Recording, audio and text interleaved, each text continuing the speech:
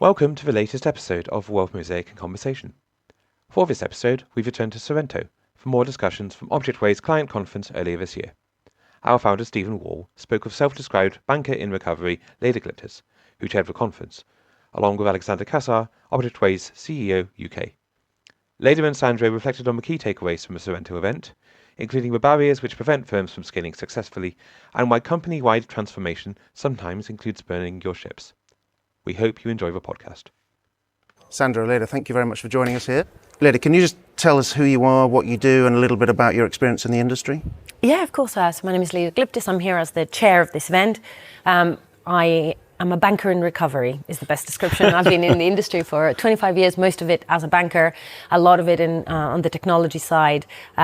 At the moment, I work as an advisor to bank boards, tech boards, and I sit on the board of a very exciting young company called Born, focusing on SME lending, reinvention. It's exciting times. Nice, thank you. You come from Greece, right? I come from Greece, yes. I came from Greece. I had a thirst for knowledge, like the song goes. Do you know the song? Very good, very good. And you did your PhD where? In the UK. I went to the UK to study in 1997. Okay. Yeah, undergrad and then postgrad and then just stayed. And you're still there? Thank you for letting me stay. Don't thank me, don't thank me. There were other times. Perfect. Sandra, quickly for you, quick intro to yourself, who you are, what you do. I'm Alexander Cassar at Objectway. I guess they call me Mr. Infopreneur, meaning I bring my entrepreneurial skills to exploit information and data to help our clients either solve problems or, what excites me more, is bring them business opportunities. Yeah. I hope you've enjoyed the conference. It's been good, right? It's been really good. In terms of what you've learned, I mean, have there been any key takeaways that you've got from the session so far, from the discussions that you've had over the past 2 days? I think you're always coloured by your own background when you answer these questions. But for me, hearing decision maker after decision maker lean into the realities of the things we haven't done before, and actually the fact that people who did the hard work have a competitive edge and there's no time to waste. After 25 years of frustration, it is so liberating to hear that. And hearing people talk about investing in the back office, doing the unglamorous ops and tech uplift to streamline it, the stuff we've been screaming about for years, as a baseline, it has made my day. Perfect. Sandra, for you? Okay, I'll start with what you said before. If you're given an opportunity and someone gives you lemons, squeeze them. Yeah. And I want to see if today's executives have what it takes to really be so brave and go for it. We're here for that. I mean, we're here to provide what I call the glue tech. I like that. Yeah, meaning AI, but in a way to help them actually really make this quantum leap. Because for the first time I feel there's a level playing field. Whether a 100 billion wealth manager or a 1 billion wealth manager, the opportunity is there for everyone. I like the term glue tech. You can use glue tech. I'm totally stealing that. I'm totally stealing that. Just make sure I will reference it. Glue. We often use the term glue, but glue tech is a new one. I like it, right? You'll have to get that registered. So, Leda, in your book, you highlight that successful digital ventures consistently focus on context feedback and adapting to changing market conditions. So in your view, which aspect is most often underestimated by the firms that are doing those projects? I'll riff off the lemon reference that Sandra made. With hindsight, when somebody finds themselves in changing circumstances and leans into them, it seems obvious. But changing your strategy and leaning into changing market conditions or an unforeseen event isn't obvious or comfortable in the moment. So when I talk about these situations of failure, two things happen a lot. Conditions change and people hold on to their strategy for dear life, either because it took a very long time to get it approved and aligned, or because they don't have the backing of investors to change it, or because they don't have any other ideas. Or their neck is on the block. Or their neck is on the block. So the reality of seeing that the world around you has shifted and leaning into it is difficult. And very often it's difficult because we have this image of heroics be it inside a big organization or as a founder, you have to stand against the world. You have to be extremely certain and aggressive, and you have to fight and put your neck on the block, exactly as you said, which doesn't allow much space for nuance. But the reality is, context matters, feedback matters. Not all feedback is useful, but you need to pass through it and know when the market is telling you that your pricing is wrong, for instance, or that you're too slow. Doubling down leads to failure, but it's a hard thing to do. It's a hard thing to do. And yesterday we talked, Sandro, a lot about partnerships. So the work between the technology vendor and the institution buying the technology and looking to deploy it. So from Objectway's perspective, what kind of lessons have you learned or do you learn ongoing in terms of developing the solutions and applying them to the needs of clients given the context that Leda's just provided?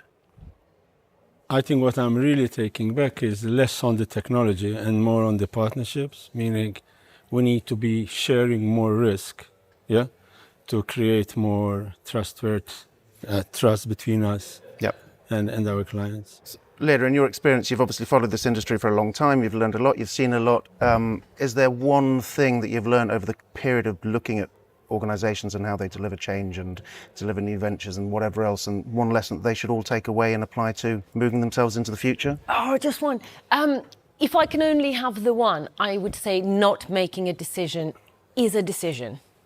And we have seen in the industry, not just this vertical, across financial services, kicking the can down the road, waiting to see which way things will go, buying time that actually the bill comes due, as I said right at the beginning.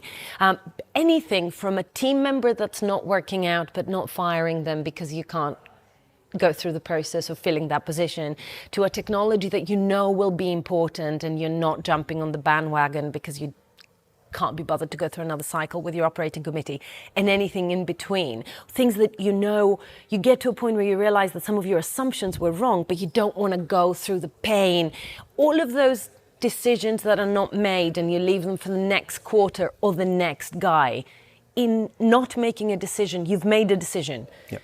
Maybe that won't affect you, but it will definitely affect your organization. And if anything, what we've heard in the last day and a half is that the pace at which things will be coming at us will only get faster. None of the things we talked about are surprising, but I think the pace is surprising us all.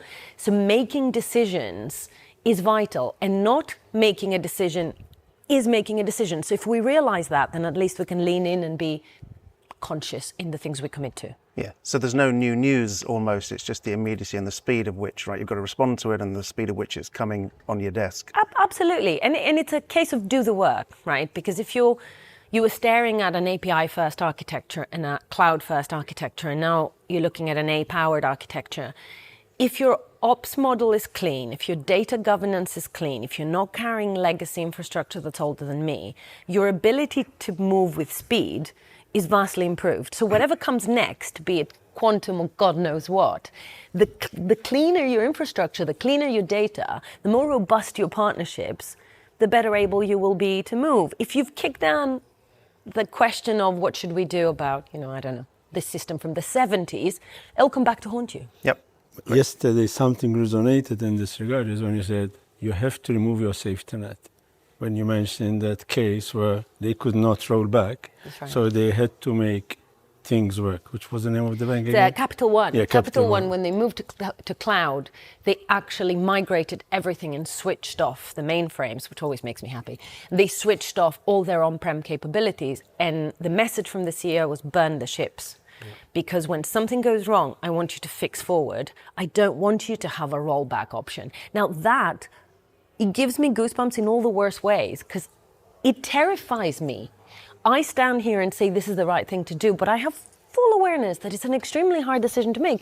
And yet, to Sandro's point, we have reached the point where you have no choice, because if you keep giving yourself optionality, you're spending time, money, and attention in maintaining your backup plan and your current plan. Meanwhile, the world is moving at breakneck speed, and nobody has that kind of time and money to do all the things just in case. Yep. It is scary, and on the outside looking in, right, it's easier said than done, but ultimately that's what they're paid to do, right? So that's sympathy leadership. only goes so far, right, in terms of safety and guidance of an organisation. Yeah. That's the job. Sandro, from your perspective, when you look at firms that are able to innovate at scale and deliver change and do the things that maybe are exciting for the industry, what differentiates them from firms who are kind of stuck in the mud and not able to drive the change forward that they want? Clear vision and that confidence, and knowing that you need to make a decision and you commit to it and stay the course. Perfect. Well, thank you both.